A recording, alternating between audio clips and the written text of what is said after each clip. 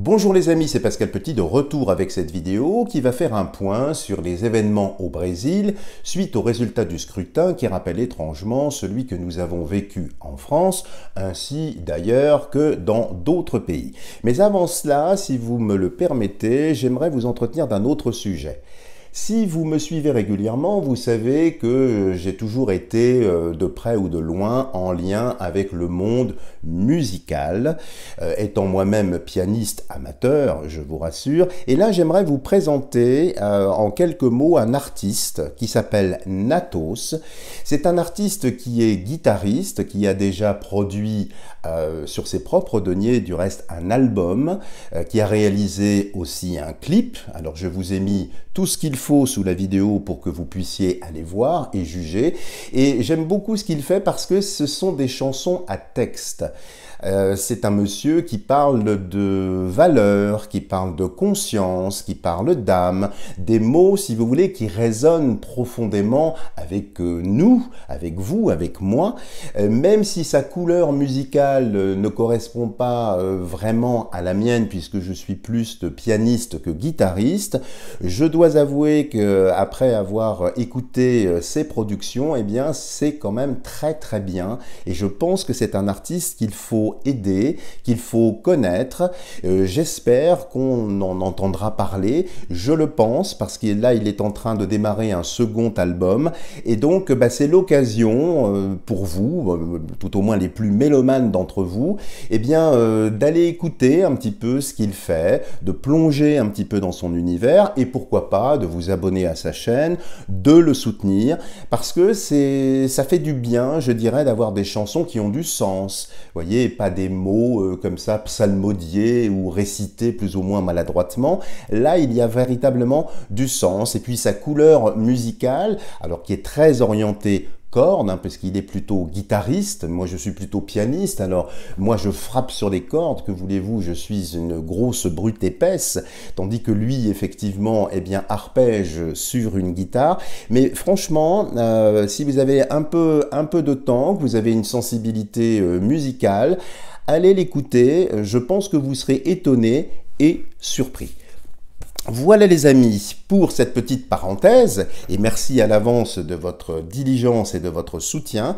Et nous allons maintenant nous intéresser à la situation au Brésil. Alors je ne vais pas vous faire un topo, vous avez tous suivi ce résultat, comme je le disais, qui rappelle étrangement ce qui se passe dans les autres pays. Et là, ce que je voudrais voir, on va commencer avec le tarot, c'est voir un petit peu les conséquences, les suites de ce scrutin. Alors, va-t-il y avoir intervention des militaires, comme certains le disent, comme certains le pensent? Est-ce que tout ça est un effet d'annonce? Est-ce que ce sera suivi d'actions concrètes? Alors, pourquoi c'est important, je pense, de regarder dans cette direction? Parce que nous approchons également des midterms aux États-Unis, et vous avouerez que là, les dominos sont en train sévèrement de trembler, et bien évidemment, nous souhaiterions tous qu'il se passe des choses très très fortes, parce que ce serait très certainement le début de quelque chose. Donc vraiment, en nous libérant totalement de la limite temporelle, voir un peu s'il va y avoir un rebondissement, des rebondissements, ou bien si finalement, ce sera à l'image de ce que nous vivons chez nous en France. Regardons tout de suite ce que le tarot peut nous dire sur les suites de ce scrutin au Brésil. Alors, situation post-électorale au Brésil. Je vais en prélever 4. Alors, Brésil.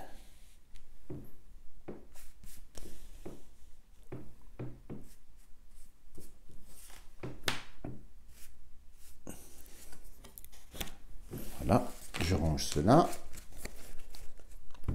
Voyons voir ce qui peut ressortir sur la suite de ces élections. Alors, ici, qu'est-ce qu'il y a? Il y a roue de fortune. Alors, roue de fortune, évidemment, ça peut indiquer ici que la roue va tourner. que les choses, ici, avec roue de fortune, c'est la fin d'un cycle, c'est la fin de quelque chose. Alors peut-être que c'est effectivement l'action de trop. Je vous rappelle que celui qui a été assis dans le fauteuil, eh bien, a été mystérieusement blanchi de toute accusation et sorti de prison. C'est quand même très très étrange. Et quand vous regardez attentivement ici, eh bien, ce sont des démons sur la roue. La roue, évidemment, faisant un lien ici direct avec le scrutin. Bien évidemment, le tarot valide ici ce que nous savons tous concernant la FRAUDE.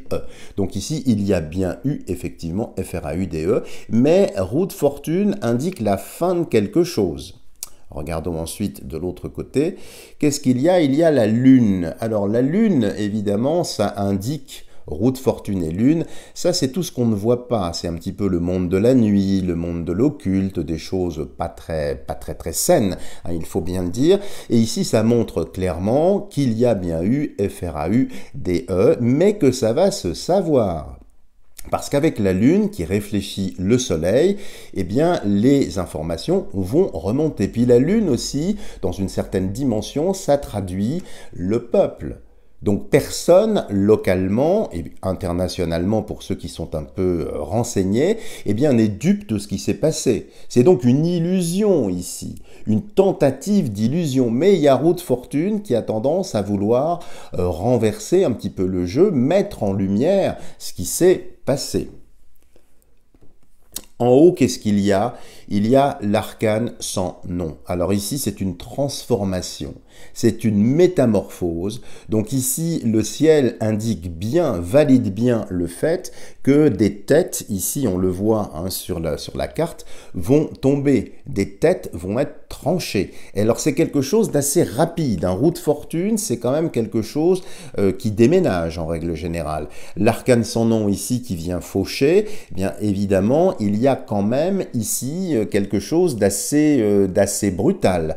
Donc ça peut annoncer effectivement, et ça a déjà commencé, qu'il y ait eh bien des mouvements sociaux, peut-être parfois assez musclés. Parfois nous avons vu des vidéos qui mettent en scène eh bien, la couleur kaki, hein, pour ne pas prononcer le mot qui est interdit, vous comprenez de quoi je parle ici. Mais ici ça annonce bien que les choses ne vont pas, semble-t-il, en rester là. Et ici, qu'est-ce qu'il y a? Le monde. Le monde, évidemment, c'est le peuple, mais c'est le monde entier. Comme si, effectivement, eh bien, dans ce pays-là, ce qui va se passer, parce que visiblement, il va se passer des choses ici, eh bien, allait avoir une répercussion non seulement au niveau local, au niveau brésilien, mais ça va rayonner partout dans le monde. Alors, nous allons faire une petite addition. 21 plus 10, ça fait donc 31. 31 plus 10, 41, 42, 43, 44, 45, 46, 47, 48, 49, 50, 51, 52, 62, et ça nous donne 6 plus 2, 8, sauf erreur de calcul, et donc, qu'est-ce que c'est que le 8? Évidemment, je la cherche devant vous, c'est la justice. Ben, les amis, ici, quand on voit ça, eh bien, je pense qu'on va vers des actions massives de justice ici. La justice va être saisie, la justice populaire, la justice également du pays, et je le pense, alors ça va pas être peut-être rapide dans les conséquences immédiates, ça va être un petit peu plus loin, parce que j'ai un effet lunaire ici qui vient se refléter sur le glaive et la balance de la justice, mais une chose est certaine, il va y avoir quand même des actions pour eh bien, invalider le scrutin, peut-être retourner encore une fois aux urnes, mais ça va quand même pas mal bouger. Et puis l'arcane ici sans nom indique peut-être des choses un petit peu violentes, un petit peu brutales, mais qui au final vont dans le bon sens puisque ça rayonne dans le monde.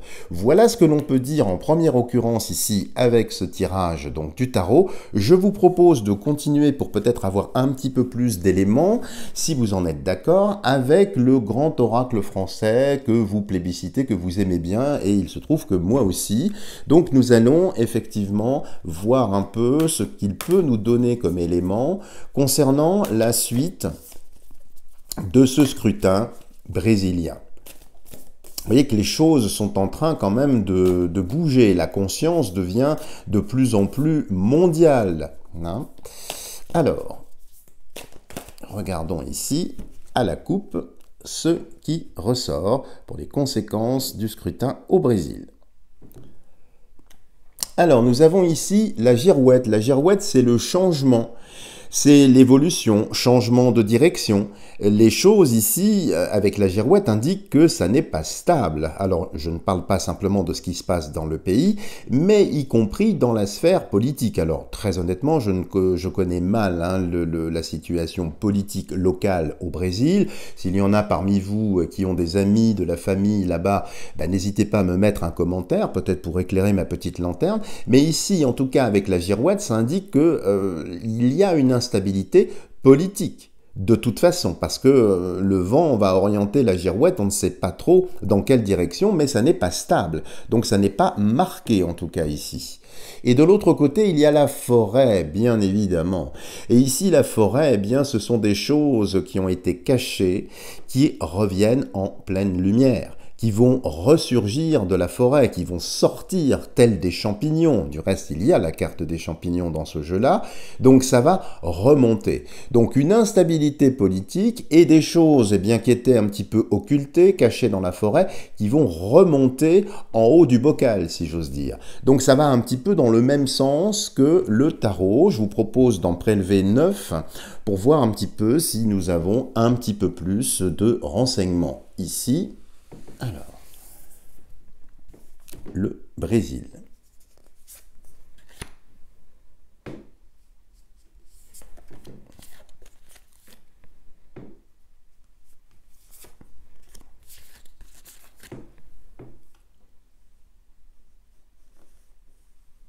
Les deux veulent venir.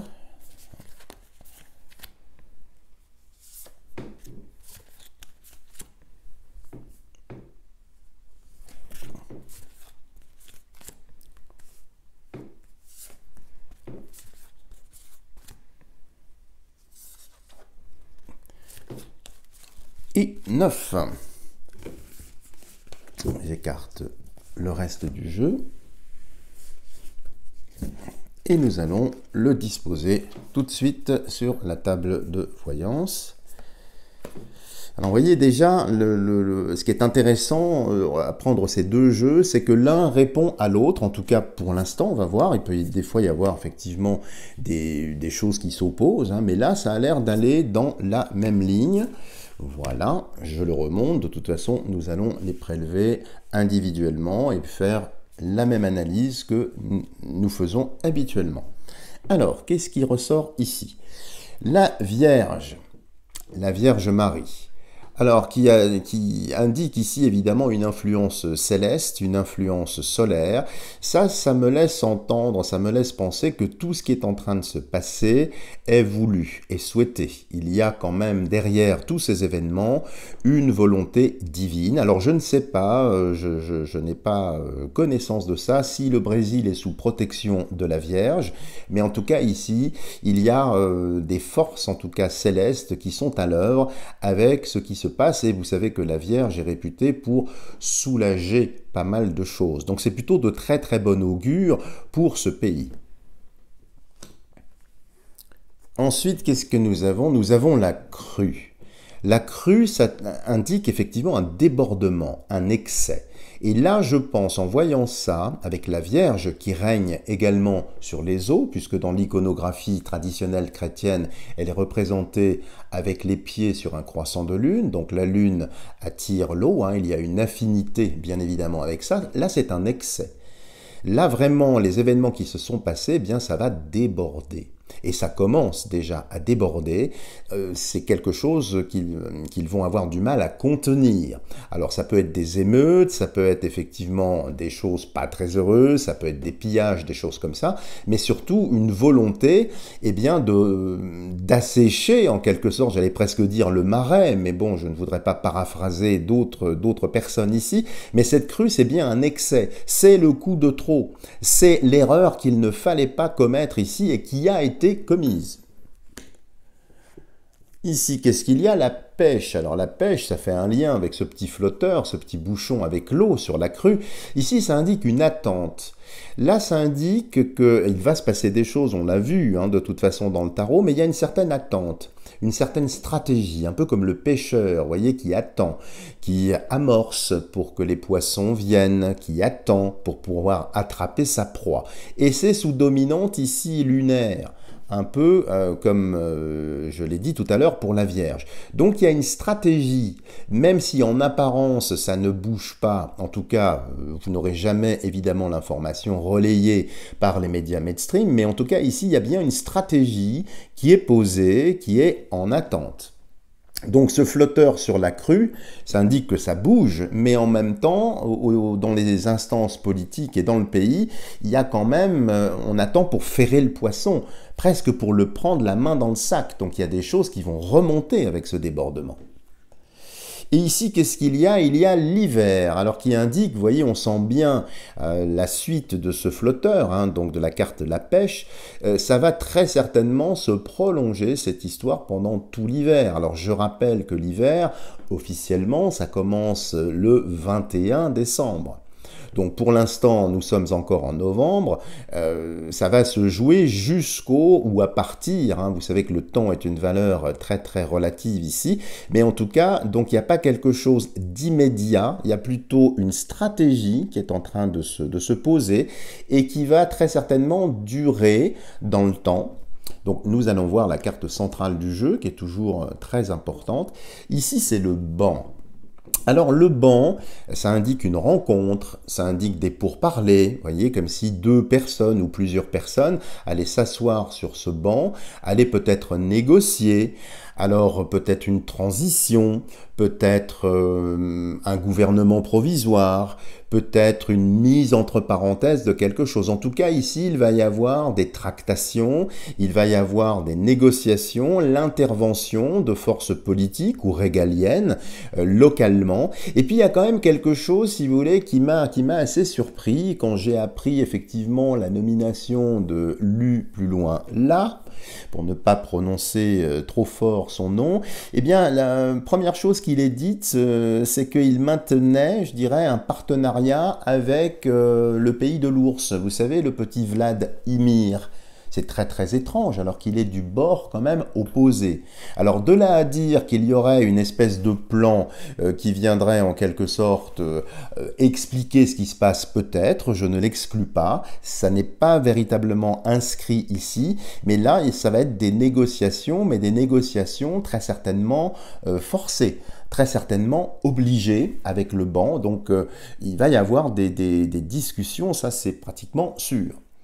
Par la suite, qu'est-ce que nous avons? Nous avons le ruisseau. Alors, ça c'est intéressant. Nous avons démarré le jeu ici avec la crue, qui est une forme d'excès, et nous arrivons ici à un ruisseau donc, qui vient tempérer la force des eaux, qui vient calmer, qui vient juguler en quelque sorte ce débordement. Donc à l'issue de négociations, eh bien, le débordement liquide ici eh bien, se restreint, devient un petit peu plus sous contrôle, c'est un petit peu plus maîtrisé. Et il y a toujours, vous voyez, le lien entre le flotteur, la crue, et le ruisseau. Vous voyez, c'est très très liquide. Il y a un côté vraiment très très intéressant dans cette direction-là. Donc on voit bien que je synthétise un petit peu jusqu'à maintenant, ça va durer un petit peu jusqu'au 21 décembre, voire peut-être au-delà, vous savez que le temps est relatif, des discussions, des tractations, parce que ça déborde beaucoup, ça fait partie d'une stratégie, et à l'issue de ces négociations, eh bien le flux se réduit, devient beaucoup plus malléable, devient beaucoup plus calme, c'est beaucoup plus apaisé, donc on va vers un apaisement. En bas, qu'est-ce qu'il y a? Il y a la barrière. Alors la barrière, évidemment, c'est un obstacle. Alors pour qui cet obstacle? On peut penser que c'est pour celui qui a triché, bien évidemment. Mais ça peut être aussi, car je me dois d'être objectif, pour celui qui va effectivement lancer cette stratégie. Il y a quand même des embûches, il y a quand même des choses qui sont un petit peu compliquées ici, mais la barrière arrête, stop. quelque chose. Donc on a, si vous voulez, sur la terre quelque chose qui bloque, dans l'eau quelque chose qui réduit. Donc symboliquement, on va quand même dans le même sens. Ensuite, nous avons la chapelle. La chapelle, c'est un lien évidemment avec la divinité, mais aussi avec la sagesse. Il y a encore ici une intervention divine. Et ici, avec ces deux fenêtres, ici, ça me fait penser spontanément, mais peut-être que je me trompe, à une forme de cohabitation. Alors, peut-être parce qu'il y a des obstacles, peut-être parce qu'il va y avoir très certainement des tractations derrière le rideau, ça peut ressembler à ça, les amis. Ça peut être une transition, ça peut être une coalition, ça peut être un partage du pouvoir pour calmer le jeu. En tout cas, vous voyez, il va très certainement se passer des choses. Et la dernière ici, c'est le nuage. Le nuage, c'est l'imprévu. Alors, il est fort possible, quand je vois tout ça, que, si vous voulez, il y ait aussi des événements imprévus. Alors, peut-être des attaques sous faux drapeau, peut-être une volonté, eh bien, des vilains pas beaux de détourner l'attention populaire en créant, je ne sais pas moi, un événement, une attaque sous faux drapeau, un acte terroriste, que sais-je, puisque si vous voulez, c'est un petit peu leur narratif habituel, c'est leur façon de procéder, mais en tout cas, les choses vont bouger. Alors, il n'y a pas de choses très très spectaculaires ici, en tout cas sur le jeu, mais de toute façon, avec le ruisseau et la barrière, la chapelle, je pense qu'on va vers une forme de négociation ou bien de gouvernement bipartite, histoire de calmer le jeu. Mais à ce stade du jeu, en tout cas, je ne vois pas de renversement tel que nous l'espérons, mais, je dis mais, il y a quand même ici l'imprévu du nuage qui vient obscurcir tout ça. On retombe dans un excès, vous voyez, c'est à peu près le même chromatisme, la même tonalité en termes de couleur ici. Donc voilà ce que l'on peut dire sur le Brésil. Donc affaire à suivre bien évidemment, puisqu'elle est presque concomitante avec ce qui va se passer aux États-Unis. Du reste, j'ai fait une petite vidéo là-dessus, je vous invite à aller la voir. Voilà les amis, si vous avez aimé cette vidéo, n'hésitez pas à me lâcher des tonnes de petits pouces en l'air. Si vous n'êtes pas encore abonné à la chaîne, n'hésitez pas à le faire pour être sûr de ne manquer aucune vidéo. Et puis, je vous remercie par anticipation du soutien que vous apporterez à Natos. Vous avez les liens sous la vidéo. Et puis, je demeure pour ma part à votre entière disposition pour effectuer des tirages personnalisés. Vous avez également sous la vidéo tout ce qu'il faut pour me rejoindre. Voilà les amis, je vous aime très fort. Merci pour votre soutien. Merci pour vos bons mots que vous m'adressez. Et je vous dis à la semaine prochaine.